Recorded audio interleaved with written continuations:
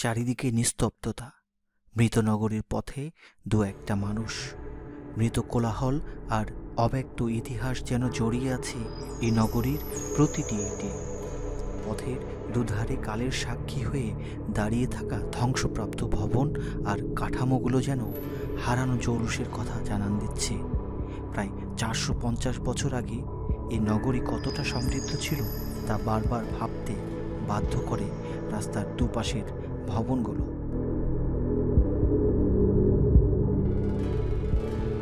পানাম নগরের পথে হাঁটতে হাঁটতে মনে হতেই পারে ঈশা খাঁর আমলে চলে গেছেন। কেমন যেন একটা রহস্য জড়িয়ে আছে জায়গাটিতে। প্রতিটি ধ্বংসস্তূপে যেন জড়িয়ে আছে এক একটা কাহিনী। ভবনগুলোর নির্মাণ শৈলী দেখে মুগ্ধ না হয়ে পারা যায় না।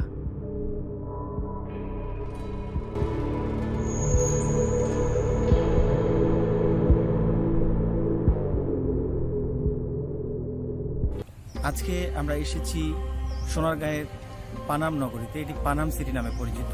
এই শহরটি অনেক পুরনো একটি শহর, কিন্তু অনেক লাক্সারিয়াস, অনেক আধুনিক, অনেক জাঁকজমকপূর্ণ একটি শহর।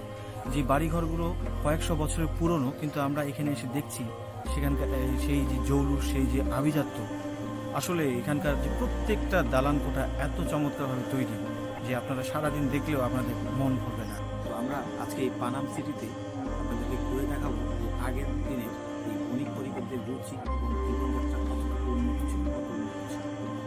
এটি বলা চলে যে আধুনিক শহর, নগর, যার সব কিছুই এখানে উপস্থিত ছিল। আমরা এই জায়গাটি ঘুরে ঘুরে দেখবো। আশা করি আপনারা আমাদের সঙ্গে থাকবেন, আমাদের এই ভিডিওটি দেখবেন। পানাম নগরী সোনারগাঁও লোক ও কারুশিল্প জাদুঘর হতে আধা কিলোমিটার দূরে অবস্থিত। এটি হারানো নগরী নামেও পরিচিত। পানাম নগরীর নির্মাণশৈলী অপূর্ব এবং এর নগর পরিকল্পনা দুর্ভেদ্য ও সুরক্ষিত। পানাম নগর নারায়ণগঞ্জ জেলার সোনারগাঁওয়ে অবস্থিত একটি ঐতিহ্যবাহী প্রাচীন শহর। বড় নগর, খাস নগর, পানাম নগর। প্রাচীন সোনারগাঁর এই তিন নগরের মধ্যে পানাম ছিল সবচেয়ে আকর্ষণীয়। এখানে কয়েক শতাব্দী পুরনো অনেক ভবন রয়েছে, যা বাংলার 12 ভূঁইয়াদের ইতিহাসের সাথে সম্পর্কিত।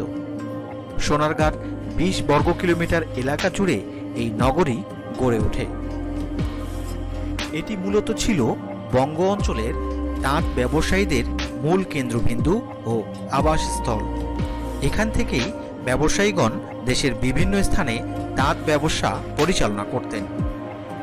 বাংলার মসলিন সহ অন্যান্য তাঁত শিল্পের প্রচার প্রসার ও ব্যবসায়ের তীর্থস্থান এ পানাম নগরী। নির্মাণকাল প্রায় 400 বছর আগ হতে পানাম নগরী স্থাপন শুরু হয়েছিল বলে ধারণা করা হয়। ধাপে ধাপে মোগল নির্মাণ শৈলীর সাথে ব্রিটিশ স্থাপত্য শৈলীর সংমিশ্রণে প্রায় 400 বছরের পর্যায়ক্রমিক স্থাপন পুনঃস্থাপন প্রক্রিয়ায় পানাম নগরী বর্তমান রূপ লাভ করে। একসময় বাংলার রাজধানী ছিল সোনারগাঁ। তাই সোনারগাঁকে কেন্দ্র করে গড়ে উঠেছিল ব্যবসা বাণিজ্য, বন্দর আর নগরী। সোনারগাঁয়ের ভৌগোলিক অবস্থানের দিকে নজর দিলেই এর গুরুত্ব বোঝা যায়। সোনারগাঁ চারদিক থেকে 4টি নদী দ্বারা বেষ্টিত। উত্তরে ব্রহ্মপুত্র, দক্ষিণে ধলেশ্বরী, পূর্বে মেঘনা, পশ্চিমে শীতলক্ষ্যা। এমন ভৌগোলিক অবস্থান ছিল ব্যবসা বাণিজ্যের জন্য উপযুক্ত।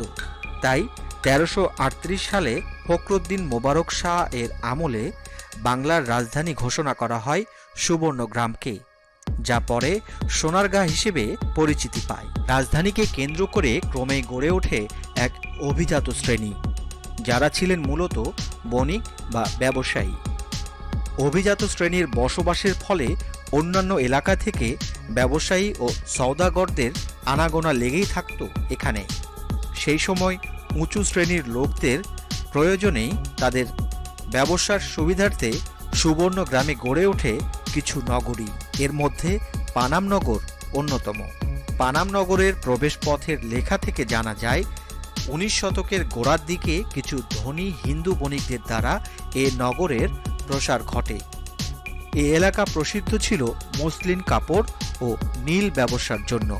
নির্মাণ শৈলী পানাম নগরীতে মোগল স্থাপত্য শৈলীর প্রাধান্য লক্ষ্য করা যায়, তবে এতে পরবর্তীতে ব্রিটিশ বা কলোনিয়াল স্থাপত্যশৈলীর সংমিশ্রণ দেখা যায়। এটি ছকে আঁকা কোনো নগরী নয়।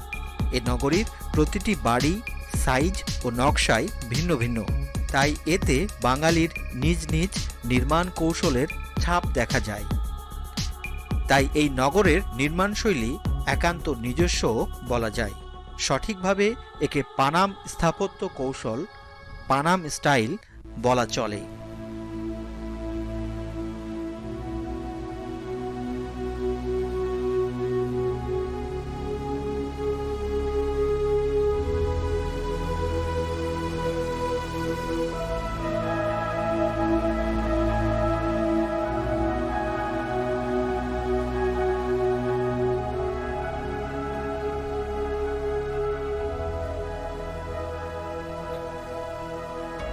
সোনারগাঁ লোক ও কারুশিল্প জাদুঘর হতে উত্তর দিকে হাঁটা পথেই পৌঁছানো যায় পানাম নগরে। পানাম নগরে ঢুকতেই হাতের বামে রয়েছে ইটের তৈরি একটি বইয়ের ফলক। সেখানে লেখা রয়েছে এর ইতিহাস, পানাম নগর এবং নগরী চিরে চলে যাওয়া পানাম সড়ক। আর সড়কের দুপাশে সারি সারি আবাসিক একতলা ও দ্বিতল বাড়িতে ভরপুর এই পানাম নগর। 15 শতকে ঈশা খাঁ বাংলার প্রথম রাজধানী স্থাপন করেছিলেন সোনারগাঁয়ে।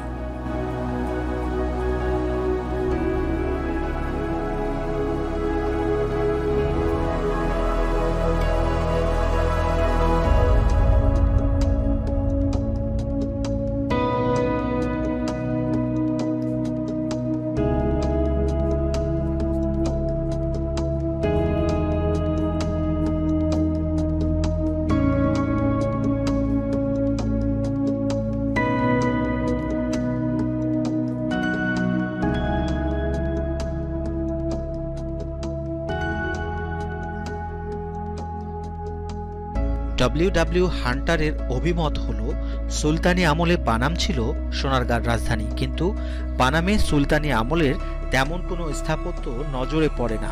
তাই এই দাবিটির সত্যতা ঠিক প্রমাণিত নয়। এক্ষেত্রে জেমস টেলর বলেছেন, সোনারগাঁর প্রাচীন শহর ছিল পানাম। এই তত্ত্বটির সাথে বাস্তবের কোনো বিরোধ নেই।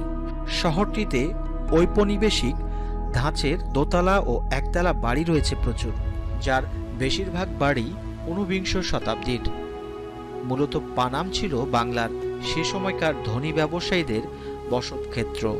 ব্যবসায়ীদের ব্যবসা ছিল ঢাকা কলকাতা জুড়ে, তারাই গড়ে তোলেন এই নগর।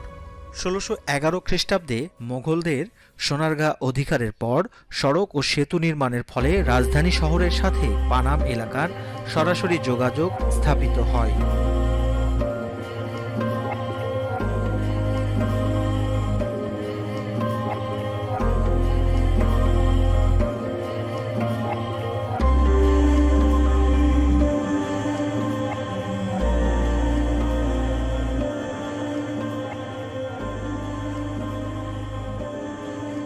পানামের টিকে থাকা বাড়িগুলোর মধ্যে 52টি বাড়ি উল্লেখযোগ্য।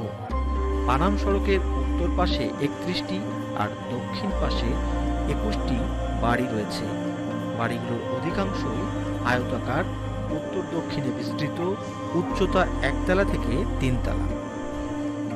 বাড়িগুলোর স্থাপত্যে ঔপনিবেশিকতা ছাড়াও মোগল, গ্রিক এবং গান্ধারা স্থাপত্য শৈলীর সাথে স্থানীয় কারিগরদের শিল্প কুশলতার অপূর্ব সংমিশ্রণ দেখা যায়। প্রতিটি বাড়ি ব্যবহার উপযোগিতা, কারুকাজ, রঙের ব্যবহার এবং নির্মাণ কৌশলের দিক দিয়ে উদ্ভাবনী কুশলতায় ভরপুর।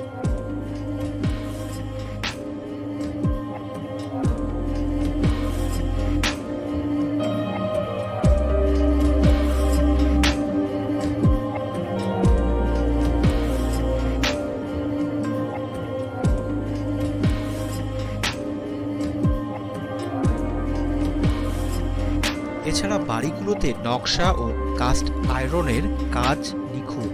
কাস্ট আয়রনের এই কাজগুলো ইউরোপের কাজের সমতুল্য বলে বিশেষজ্ঞদের অভিমত। এর সাথে আছে সিরামিক টাইলসের রূপায়ণ। প্রতিটি বাড়ি অন্দরবাটি ও বহির্বাটি এই দুই ভাগে বিভক্ত হয়ে গেছে। বেশিরভাগ বাড়ির চারদিকে ঘেরা টোপের ভিতর আছে উন্মুক্ত উঠান। পানাম নগরীর পরিকল্পনাও নিখুঁত।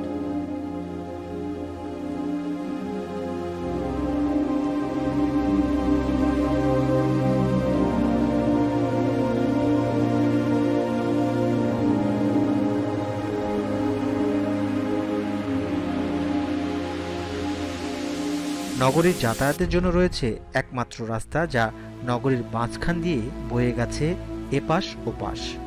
নগরীর ভেতরে আবাসিক ভবন ছাড়াও আছে মসজিদ, মন্দির, গির্জা, মঠ, গোসলখানা, নাচঘর, পান্থশালা, চিত্রশালা, খাজাঞ্চিখানা, দরবার কক্ষ, গুপ্তপথ, বিচারালয়, পুরনো জাদুঘর।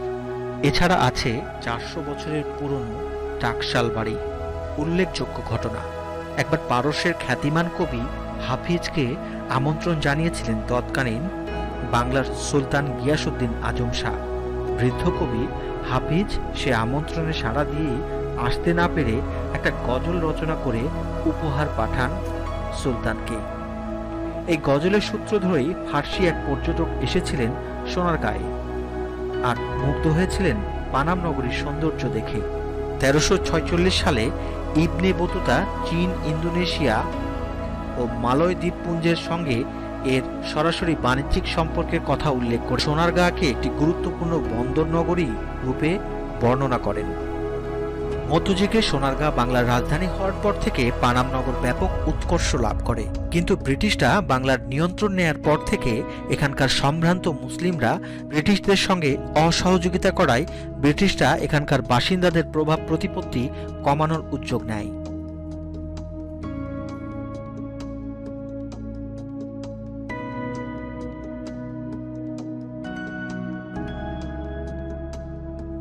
যারা ব্রিটিশদের সঙ্গে সহায়তা করেনি তারা ক্রমে এই এলাকা ছেড়ে চলে যেতে বাধ্য হয়।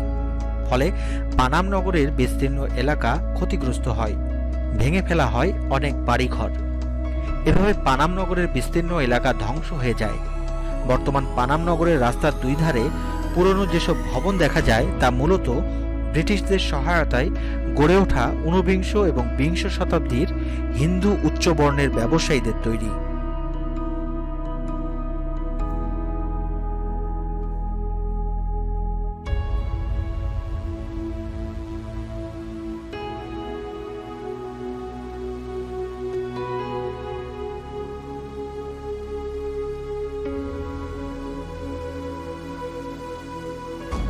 বাংলাদেশ স্বাধীন হবার আগে ও পরে বাড়িগুলো 10 থেকে 15 বছরের ইজারা দেয়া হয় এবং পরে নবায়নও করা হয়। মূল বাসিন্দাদের অবর্তমানে বাড়িগুলো অযত্নে ক্ষয়ে যেতে থাকে, ফলে বর্তমানে আর এই ইজারা নবায়ন করা হয় না।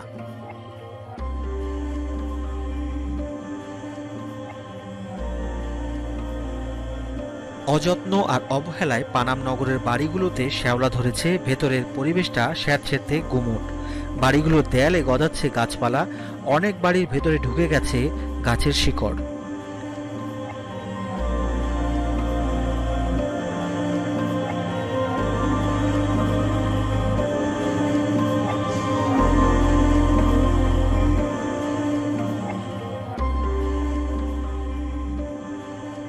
পানাম নগরীর ঐতিহ্য আর ইতিহাসকে গুরুত্ব দিয়ে বাংলাদেশ সরকারের পক্ষ থেকে এর পুনরুদ্ধারে নেওয়া হয়েছে বিভিন্ন পদক্ষেপ।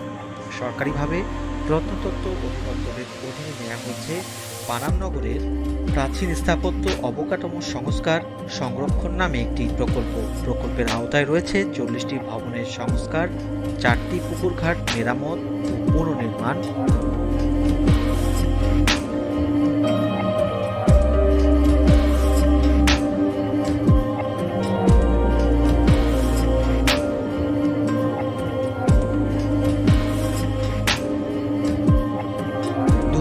সালে ওয়ার্ল্ড মনুমেন্ট ফান্ড বিশ্বের 100টি ধ্বংসপ্রায় নগরীর তালিকায় পানাম নগরের নাম অন্তর্ভুক্ত করে। বাংলাদেশে পানাম নগরের ইতিহাস, ঐতিহ্য, সংস্কৃতি নিয়ে 2010 খ্রিস্টাব্দে তৈরি হয় সুবর্ণগ্রাম নামে একটি ডকু ড্রামা। নাটকটি রচনা করেন ইলোরা লিলিত এবং পরিচালনা করেন ফারুকে আজম। এছাড়া 2010 খ্রিস্টাব্দে নাসিরউদ্দিন ইউসুফের পরিচালনায় গেরিলা নামের একটি পূর্ণদৈর্ঘ্য চলচ্চিত্রের চিত্রায়ন হয় পানাম নগরীতে। চলচ্চিত্রে মুক্তিযুদ্ধ পূর্ব বাংলাদেশকে তুলে ধরতে পানাম নগরীকে বেছে নেওয়া হয়েছে।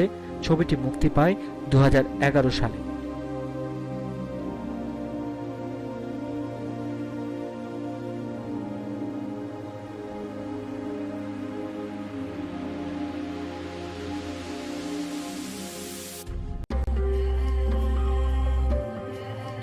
সতর্কতা: ভবনগুলো অনেক বছরের পুরনো হওয়ায় সেগুলো এখন বেশ ঝুঁকিপূর্ণ, তাই নির্দেশনা অমান্য করে কোনো ভবনের উপরে ওঠা যাবে না। এছাড়া উঠতে গিয়ে সেখানে ময়লা আবর্জনা ফেলে পরিবেশ দূষণ করাও নিষিদ্ধ। পানাম সিটি সংস্কৃতি মন্ত্রণালয়ের প্রত্নতত্ত্ব অধিদপ্তরের তত্ত্বাবধানে পরিচালিত হয়। দর্শনার্থীদের জন্য গ্রীষ্মকালে 1 এপ্রিল থেকে 30 সেপ্টেম্বর পর্যন্ত, মঙ্গলবার থেকে শনিবার খোলা থাকে সকাল 10টা থেকে বিকেল 6টা পর্যন্ত, আর সোমবারে শুধু খোলা থাকে দুপুর 2:30 থেকে বিকেল 6টা পর্যন্ত। শীতকালে 1 অক্টোবর থেকে 31 মার্চ পর্যন্ত, মঙ্গলবার থেকে শনিবার সকাল 9টা থেকে বিকেল 5টা পর্যন্ত দর্শকদের জন্য খোলা থাকে, আর সোমবার শুধুমাত্র দুপুর 1:30টা থেকে বিকেল 5টা পর্যন্ত দর্শকরা দেখতে পাবেন। পানাম সিটি প্রতি সপ্তাহে রবিবার বন্ধ থাকে।